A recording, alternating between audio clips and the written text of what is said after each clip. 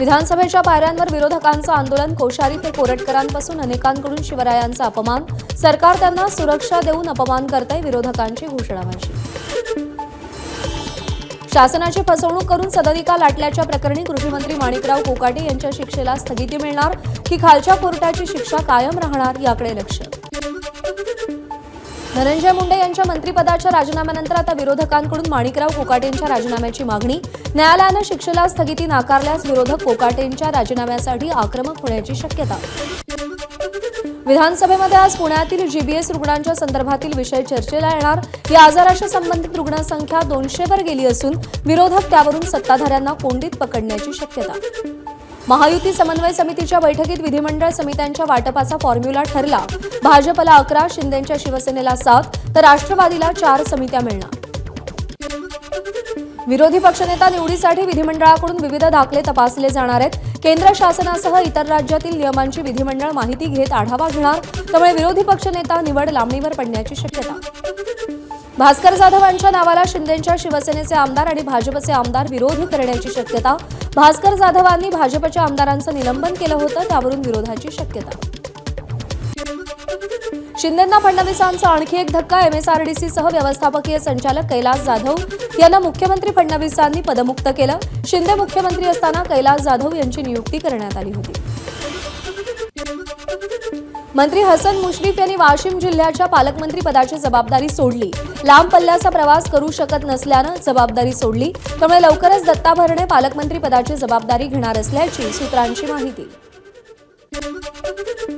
Torres कंपनीकडून गुंतवणूकदारांची 163 कोटी रुपयांची आर्थिक फसवणूक. मुख्यमंत्री देवेंद्र फडणवीसांची विधानसभेत माहिती.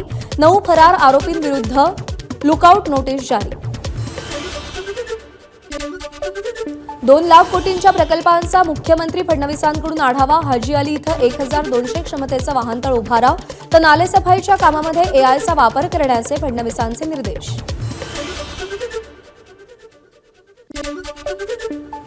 महसूल मंत्री चंद्रशेखर बावनकुळे यांचा मोठा निर्णय. प्रतिज्ञापत्रासाठी 500 रुपयांचं मुद्रांक शुल्क जोडावं लागणार, ते माफ करण्यात आलंय.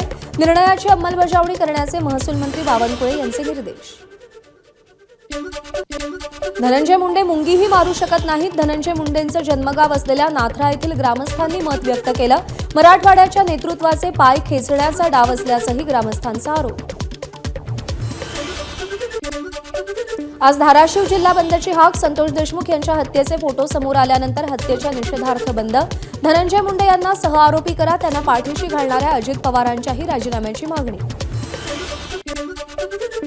हिंगोलीच्या सेनगाव शहरामध्ये धनंजय मुंडेंचा प्रतिकात्मक पुतळा जाळत आंदोलन. महाविकास आघाडीच्या कार्यकर्त्यांनी आंदोलन करत धनंजय मुंडेंविरोधात घोषणाबाजी केली. नागपूर महानगरपालिकेतील तोडफोड. काँग्रेस कार्यकर्त्यांना भोवणार. 6 जणांविरोधात महानगरपालिकेची पोलिसात तक्रार. शासकीय मालमत्तेचं नुकसान केल्याप्रकरणी कार्यकर्त्यांविरोधात गुन्हा दाखल. उद्या फडणवीस कोल्हापूर जिल्ह्याच्या दौऱ्यावर. यावेळी प्रशांत कोरटकरनं दिलेल्या धमकी प्रकरणी मुख्यमंत्र्यांसमोर आंदोलन करण्याचा शिवप्रेमी आणि इंडिया आघाडीचा इशारा. कोरटकरसह केशव वैद्य यांच्यावरही कारवाईची मागणी. दापोली नगराध्यक्षांच्या विरोधात शिंदेच्या शिवसेनेचा अविश्वास ठराव. 14 नगरसेवकांचा गट तयार झाल्यानंतर नगरपंचायतीवर सत्ता स्थापन करण्यासाठी योगेश कदमांच्या नेतृत्वात शिंदेच्या शिवसेनेचे प्रयत्न. एसटीच्या ताफ्यात येत्या 9 ते 10 महिन्यांमध्ये नवीन 2650 लाल परी दाखल होणार. प्रवाशांची गैरसोय दूर करण्याचा प्रयत्न. टप्प्याटप्प्यानं गाड्या प्रवाशांच्या सेवेमध्ये दाखल होणार. गेल्या अनेक वर्षांपासून रखडलेला अंधेरी पीएमजीपी वसाहतीचा पुनर्विकास म्हाडा करणार. त्यासाठी लवकरच सरकारकडे प्रस्ताव पाठवला जाणार. त्यामुळे 984 रहिवाशांना दिलासा.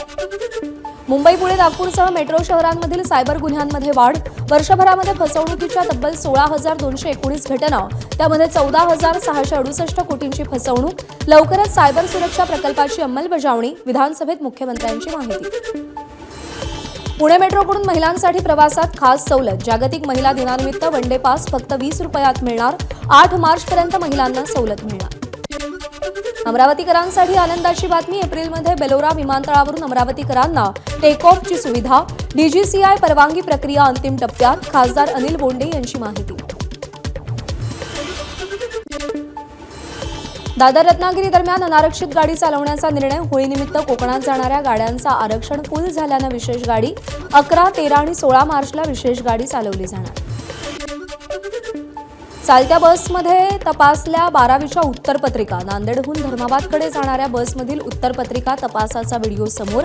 त्यामुळे उत्तरपत्रिका तपासण्याचा अनागोंदी कारभार समोर. अहिल्यानगरच्या पाथर्डी तालुक्यातील ग्रामस्थांचं तहसील कार्यालयाच्या आवारात उपोषण. जवखेडे खालसा येथील कान्होबा देवस्थानच्या जमिनीवरील अतिक्रमण तातडीनं काढा, ग्रामस्थांची मागणी. नागपूर शहरातील आशा सेविकांचं आंदोलन. आशा सेविका आजपासून ऑनलाईन आणि नवीन सर्व्हेचं काम थांबवणार. विविध समस्यांवर पालिकेनं तोडगा न काढल्यानं आशा सेविकांचं आंदोलन. स्वारगेट बलात्कार प्रकरणी आरोपी दत्ता गाडेनं याआधीही अशी कृत्य केली असावी तशी शक्यता. आरोपीचा 2 वर्षातील तांत्रिक रेकॉर्डचा तपास. आरोपी इतर शहरातील बसस्थानक परिसरातही फिरत असल्याची माहिती.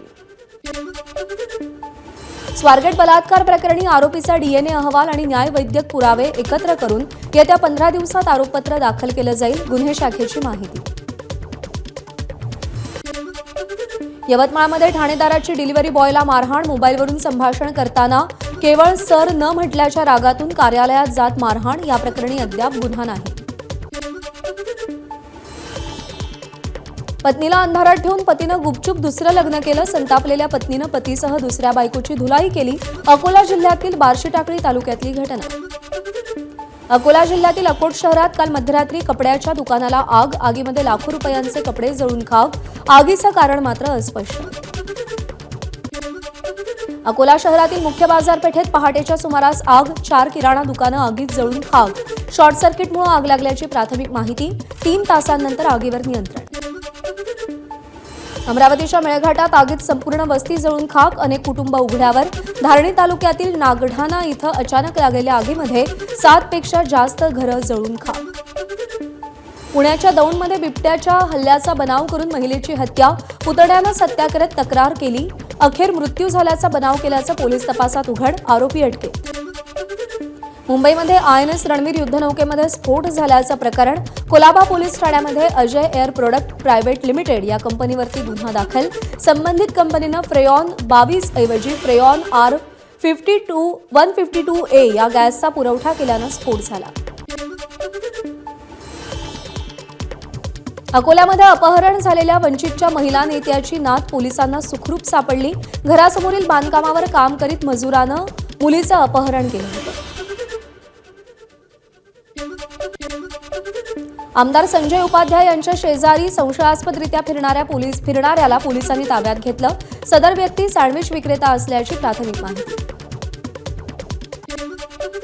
पुण्याच्या नाना पेठेत 11.5 लाखांचं मेफेड्रॉन जप्त. गुन्हे शाखेकडून 2 अटकेत. आरोपींकडून 11,40,000 रुपयांचं ड्रग्ज जप्त. एबीपी माझा, उघडा डोळे बघा नीट.